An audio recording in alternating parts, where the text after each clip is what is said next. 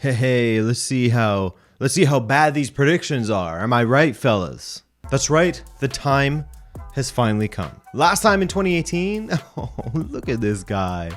4 years younger, so innocent and blurry. But yeah, last time I predicted 13 out of 16 correctly during the World Cup group stage, which seems to be my average. That's what I got on my most recent Champions League group stage predictions, you'll remember.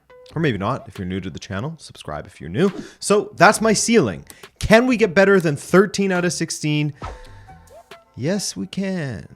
Full of confidence. What's up, my friends? I am Paco, and welcome to Rabona TV's predictions for the entirety of the World Cup. That's right, after we sort out all of the groups, we'll take this thing all the way to the very end, baby. All the way. And I won't go into insane detail. I will, of course, give reasons for my thinking, but for much of the preview aspect of the teams, I did that already. There's a playlist that I'll link to below with both previews, which totals to 56 minutes of content. It won't be a speed run. I mean, there are 32 teams, but it won't be too rambly either, I hope. Also listed below is a link to download OneFootball, our sponsors for our World Cup preview content. OneFootball is going to keep you so in the know during the World Cup, as you can head to the app, search for your favorite national teams like Canada and Portugal, give them a follow, and watch your homepage get populated with stories that you will care about as they happen. You can also track matches live in the app, watch videos from behind the scenes and interviews, highlights, and so much more.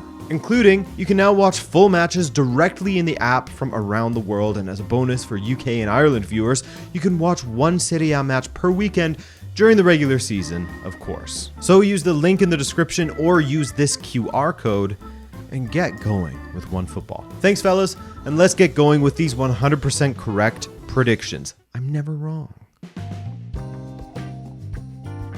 Group A has the hosts. And will they receive the South Korean 2002 treatment from the referees? That remains to be seen, but hopefully there won't be any accusations of such, especially in the VAR age, where no referee has made a single mistake at all, ever, since VAR has come into play. And there has never been a controversial call since VAR has existed. Anyway, I think it's fair to say that the Netherlands are expected to and probably will coast through this group. Yes, they were pretty poor in Euro 2020, but they were coached by a cursed man who loses matches like it sustains his life. Sorry, Frank, but it's true. Then we have Qatar, the hosts, who have some solid attackers like Almoez Ali, and they will play 5 at the back and hope to hurt teams in transition, but I think 4th is the most likely finish for them at this World Cup, because Senegal and Ecuador are damn good, man.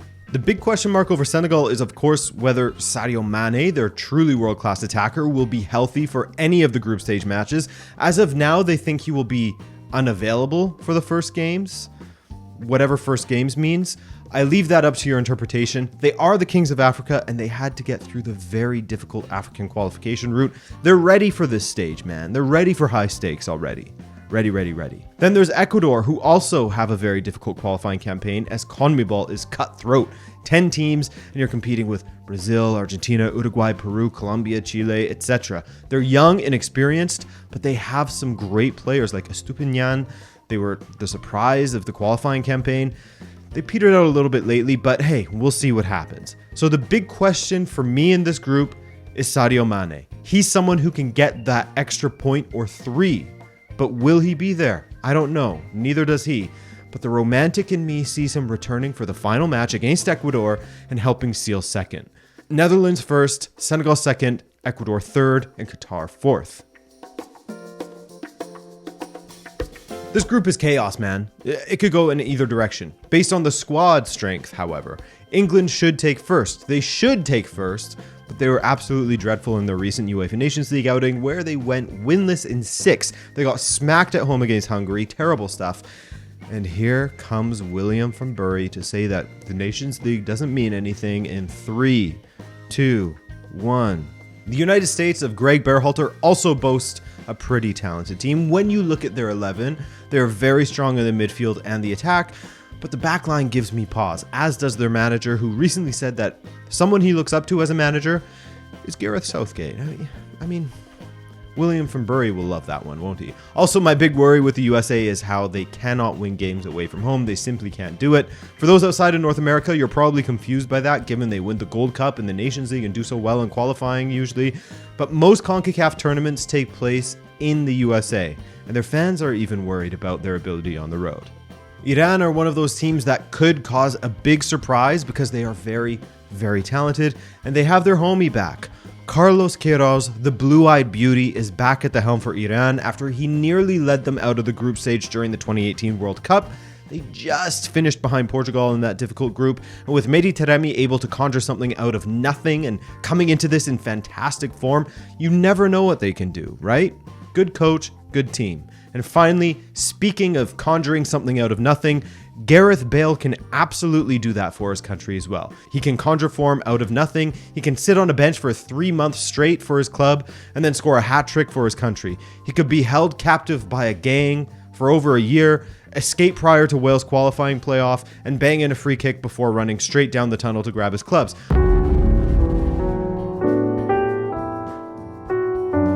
Also, Wales have an okay cast behind him as well, and you'll remember they bested Turkey, dark horse Turkey, that turned out to be big flop Turkey at Euro 2020. So with all of that considered, I have England in first, Wales in second, USA in third, and Iran a very, very difficult fourth place team. Argentina will square up to Mexico, Saudi Arabia, and Poland, and to get it out of the way quickly, Argentina are topping this group. 35 matches unbeaten, 17 goals conceded in that stretch, and their top players are coming into this tournament in top form. A great defense, a solid keeper, incredible options in the midfield, and disgusting options in the attack. They aren't just favorites to top this group, but one of the favorites to top the entire tournament. Saudi Arabia, I don't think I'll surprise anyone when I say that I think they will finish in fourth place. They barely concede goals. They are so defensive, and they will give teams like Poland a major migraine. I mean, I think, but ultimately I think they will be bottom of the totem pole. Sorry, Saudi Arabia. And so the question is, do you go for Poland or Mexico? Mexico have struggled a lot whenever they come up against top opposition. In qualifying, they went winless against the United States and Canada, losing twice and drawing twice. But they still boast a pretty talented side under Tata Martino. Chucky Lozano comes into this place in great form, which is nice for them because Raul Jimenez, such an important piece, has been injured for a while now, which is a big loss for them. But they have some great talent from the domestic league. Will it be enough? Oh, and they also have Ochoa in goal, the man who becomes the best keeper in the world once every 4 years. And finally, Poland, a team who hasn't been able to get out of the group stage in their last 3 World Cup outings, which is a yikes. The squad that they are taking to Poland doesn't fill me with a ton of confidence, as they are great going forward with dudes like Milik, Lewandowski, Zielinski, Zalewski, but I do not like their back line, where it's aging, slow, and won't provide enough cover for Tek Szczesny in goal. It will likely be a coin toss between Mexico and Poland, but I'm going to go with Mexico this time. Just barely, as they tend to really show up at the World Cup, and their opening match day win against Poland, a decisive fixture for them. Argentina, Mexico, Poland, and then Saudi Arabia. France, Dinamarca, Tunisia, and Australia. Let's get this going. Australia, I'm sorry, but this really does seem like the weakest Australian team I've seen in some time. Gone are the days of them, thrashing Oceania qualifying, only to get moved to the Asian Confederation, AFC, and continuing to absolutely smash it there. They struggled to get to this World Cup, ultimately winning a penalty shootout against Peru to advance. Shout out Redmayne, he's that guy in goal. And I think their tournament will be over after 3 matches, with them sitting in 4th. I don't think that comes as a surprise, does it? Tunisia, they kind of flew under the radar in qualifying. It's like Vase Vaz with Tunisia for me. I flip between the two. I'm sorry about that. But yeah, they kind of flew under the radar in some respects, but they are another team that tries to absolutely stifle their opponents. They conceded 2 goals across 8 matches in qualifying, and Jalel Kadri sets them up to be a pain in the ass. But I don't think they will be a pain in the ass for either Denmark nor France. France and Denmark are oh so familiar with each other, as they shared a group at the World Cup in 2018, with Australia actually also, as well as in the most recent edition of the UEFA Nations League, where Denmark actually beat France twice in that group. So they're coming into this in pretty decent form. As for their players, I expect them to look good again, though a couple of them have fallen out of form a bit, such as Kasper Dolberg. Kasper Schmeichel hasn't been playing a lot at Nice. Christensen comes into this with some knocks, while Eriksen has improved a lot lately at United. As for France, their defense and attack options are just insane, as the defending champions will hope they can avoid the curse of the defending World Cup champions. Last time they won it in 1998, out in the group stage in 2002. And while the attack and goalkeeping position and defense are great, their midfield could be pointed to as the weakest part of the team. Not exactly weak, just weaker than other areas, with not a lot of experience in that midfield when it comes to major tournaments, at least. This is where we have my first Pep Guardiola big brain moment. I think that Denmark will actually finish ahead of France in this edition, but it will be close. Tunisia in third, and Australia in fourth. Okay, Spain, Japan, Los Ticos, and Germany get us started in the second half of the groups, and Los Ticos come in after a great turnaround during their qualification campaign. I spoke about this at length during my World Cup preview video, so go ahead and check that out. But they completely turned things around after a horrid start and ended up level on points with the United States, which is a huge achievement for them. They have an aging squad, some players from that 2014 run still, and they tend to lack a bit in firepower, so I can't really see them overcoming any of the teams in this group, but shout out to the Costa Ricans in the chat. Love ya. Germany are not in the best of form coming into this tournament, as they had a tough time in 2022, winning just 2 matches in this calendar year. However, they do boast one of the strongest overall squads at this tournament, and I expect Jamal Musiala to do big things for Germany alongside the rest of the Bayern boys. Goretzka, Kimmich, Musiala, and Gnabry especially are in form. Musiala with 10 goals and 12 assists in 22 matches so far. Incredible. Spain have a Twitch streamer as their coach. Did you hear about that? Luis Enrique perhaps had a few too many conversations with Gerard Piqué or Gerard Romero, both of the Gerards, about the beauty of the purple platform, but is he aware of their terrible revenue split? Anyway, Spain also boasts a great squad, but not as talented, of course, as that squad that dominated the world football from 2008 to 2012. The major weakness, if you want to even call it that, their striker position. No Borja Iglesias, no Party, so they will be hoping that Alvaro Morata will start scoring goals for fun, or that Ferran Torres will start finishing consistently. Other than that, they're great in the midfield and fairly solid in defense, so long as they keep the ball and they don't have to defend too much. Japan, they're a potential dark horse that could just pip a team like Spain if they catch them lacking. Japan is a very talented side that comes into this tournament with 5 consecutive clean sheets and plenty of players in very good form, such as Daichi Kamada, who has been fun to watch with Eintracht Frankfurt. Now, you'll remember the issues they caused Belgium at the last World Cup, and they'll be looking to do the same at this one, but I think they'll just fall short, with Spain getting a crucial win against them on the final match day to secure second place behind Germany, Japan in third, and Costa Rica, the punching bags, at the bottom. Okay, anyone who has watched me for a bit knows that I don't rate this Belgian side as contenders for the tournament, at least, because they certainly are still a very, very talented side. Sure, Eden Hazard has been seen more on missing persons posters this season than he has on the pitch for Real Madrid, but if he is in the mood, he can be devastating. Kevin De Bruyne, one of the most decisive players in the world on his day. The attack isn't as good as it would be with Lukaku in it. He's out injured. And their defense looks a bit slow, but still, they probably have the overall strongest squad in this group. Canada, they're a very, very fun story, aren't they? It has been amazing for me to watch my country qualify on their own merit before hosting the World Cup alongside the States and Mexico in 2026. That qualifying campaign was near perfect if it wasn't for that loss to Costa Rica toward the end of it, as Canada did over 50% of that qualifying campaign without starman Alphonso Davies, which is wild. All of the boys playing in Europe are looking good coming into this, and if everything goes right for them, they could shock one of the top dogs, but everything has to go perfectly. As Croatia come in here after a great Nations League showing where they topped their group ahead of Denmark and France, and of course, at the last World Cup, they made it all the way to the final before getting soundly beaten by France. This is one last shot at the title for guys like Modric in this team, as a newer generation is getting in the mix. In fact, they have a nice little mix of old and new in this team, and I actually have Croatia getting first in this group. What about Morocco though? Well, they have a new manager in Regragui, and that means players who formerly refused to play like Ziyech are back in the team, and they're all the better for it. Morocco are a gifted side indeed. Hakimi down the flank is dangerous, as is Ziyech, a great shot stopper in Bono, and Nesiri isn't in great form but a physical threat all the same. Solid midfield with Amrabat. I like this Moroccan side, but I think they will get third. Croatia first, Belgium second, Morocco third, and Canada taking the experience from this tournament and learning for 2026. But I pray that they surprise me. Brazil are finishing first in this group. That's it. No, but seriously, just like Argentina, I have Brazil as one of the favorites for this tournament. And when you look at their squad, then you'll know why. Anyone who says this squad isn't good isn't paying attention, and their qualifying record points to that as well. Great defense, perhaps the fullbacks being the one area you could point to as weaker than the rest. World-class keepers, world-class midfielders, and world-class attackers as well. Cameroon are going to be in tough for this tournament after they battled their way through qualification, and while I like Anguissa in the midfield, the rest of the mids scare me. While the attack looks quite nice, no? Mbeumo, Choupo-Moting, who is unstoppable at the moment, Abubakar.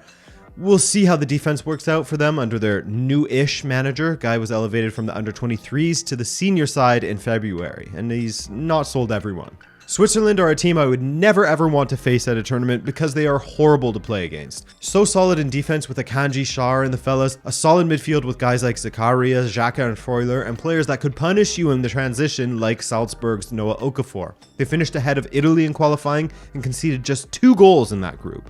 Serbia also boasts a team that you won't enjoy playing against, as they are stacked in the attack with Mitrovic, Vlahovic, Kostic, Zivkovic, Milenkovic, Savic, etc., etc.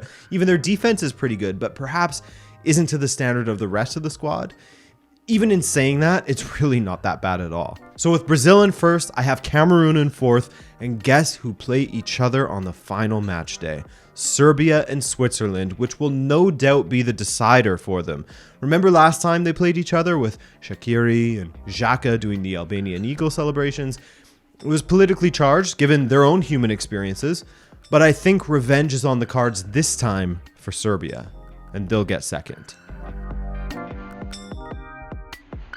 And the final group, Group H, where Portugal, Uruguay, Ghana, and South Korea will fight.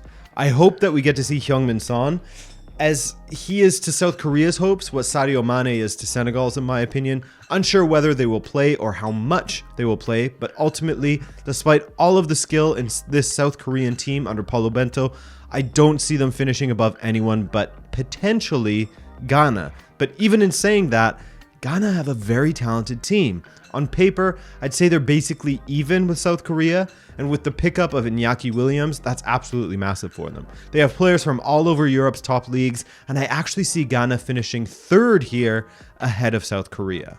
Uruguay are under a different manager now, but they are still an absolute bastard of a side to play against. So tight defensively, they have players like Darwin and Valverde who can hurt you in transition, and Darwin comes into this in great form, by the way, just as Fede does. Not as good as a little earlier in the season, but he's in great form all the same. Toni Kroos said he was top 3 in the world at one time. And if things aren't working out, they can look to guys like Suarez or Cavani to come on and do some damage. Portugal, clearly talented, but they labor in tournaments. And I know they won Euro 2016, but they also have only won 3 matches out of 15 at major tournaments before the final whistle, aka in the first 90 minutes. Not to mention Ronaldo is in really bad form, unfortunately, and you know he's going to play no matter what for Portugal because Fernando Santos is obsessed with the guy. Speaking of, Santos has a knack for messing things up in crucial matches following Euro 2016, and while I think Portugal will be underwhelming because of him, they'll still make it out of this group. Uruguay first, Portugal second, Ghana third, and South Korea fourth.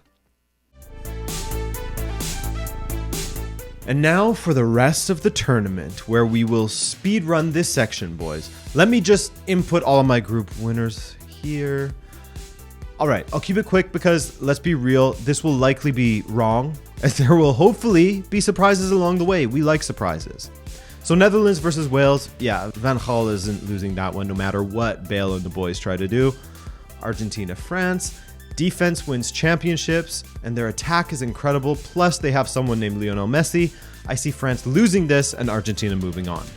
Germany versus Belgium. Belgium struggled against the Netherlands in the Nations League, losing twice to them, including a 4-1 loss at home.